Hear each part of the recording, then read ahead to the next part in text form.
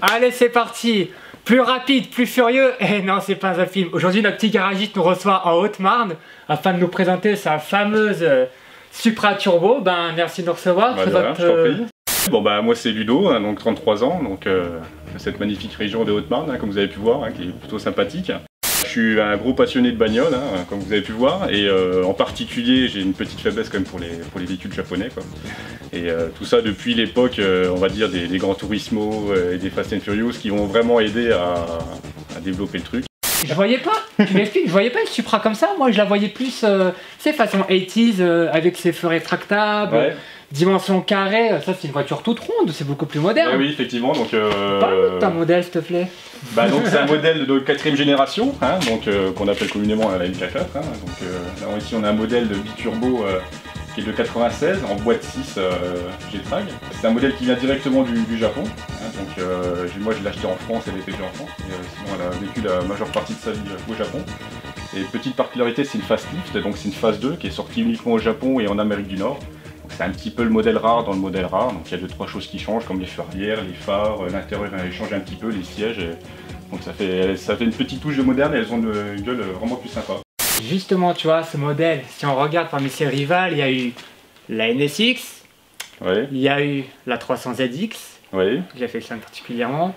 C'est quand même des modèles, entre autres, qui sont un peu dans l'ombre, tu vois. Contrairement à la Supra qui a été sous les projecteurs. Oui, bah c'est sûr, ouais. Est-ce que c'est la raison pour laquelle tu as acheté une Supra? Bah moi, comme je disais, donc c'est vraiment la génération tout d'abord Gran Turismo 1 quoi, sur PlayStation. Je pense que beaucoup ont joué la fameuse Supra Castrol avec les couleurs jaunes, enfin rouge, vert et blanche. Et c'est là que je suis tombé amoureux, puis même avec les Skyline, la Penzol, le noir et jaune, etc. Enfin, c'est R33 GTR LM. Enfin, tous ces modèles-là, je pense que c'est ça qui m'a vraiment fait aimer les japonaises. Et puis quand Fast and Furious est sorti, je pense que ça a été la fin, quoi.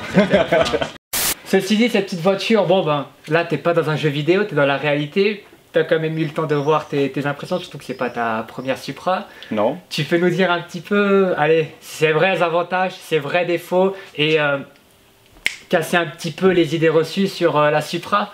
Hein, c'est côté positif, déjà c'est un look d'enfer qui est intemporel. Le fameux moteur de JZ qui peut supporter des puissances extrêmes tout en restant super fiable.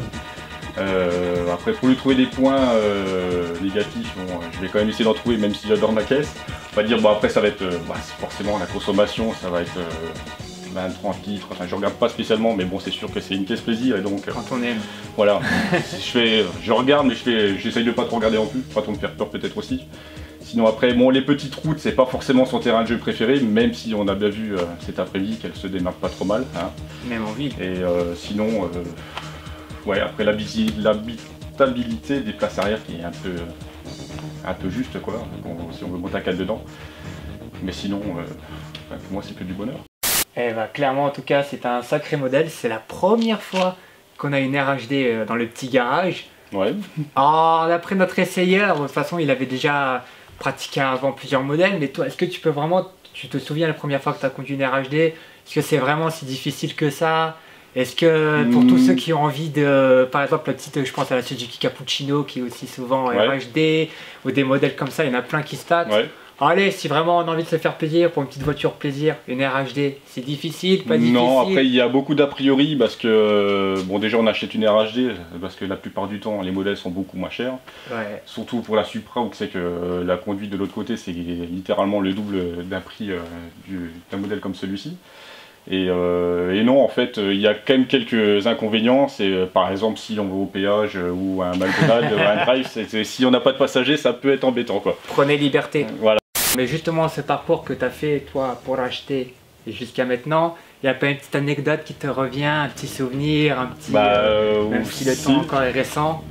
Celle-ci, oui, donc oui, ça fait pas très longtemps que je l'ai, mais oui, j'ai une petite histoire là-dessus. C'est quand j'ai acheté la voiture, hein, donc à Aurélien, qui est un grand passionné de Supra aussi. Et je suis tombé sur l'annonce comme ça parce que je cherchais depuis quelques mois à en reprendre une parce que j'avais vraiment regretté mon ancienne Supra et je voulais en reprendre une absolument.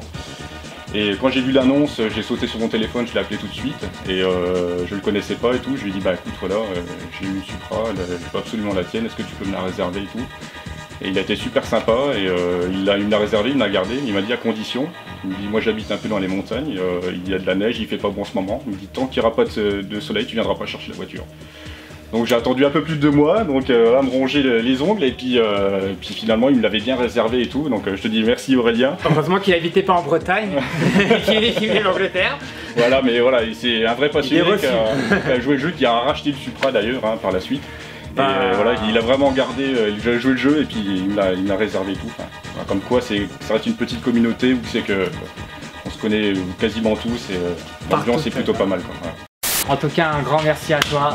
Pas de Au plaisir de se revoir. Pas de problème. Petit garagiste, du coup, on va retourner faire une petite balade. Qu'est-ce que t'en penses? Pas de problème, quand vous voulez. Allez, ciao, on vous laisse. Salut. Allez, bon, ah merde, c'est une RHD, du coup le passager c'est là. Ah, oui. On y va? Allez, c'est parti. Allez hop.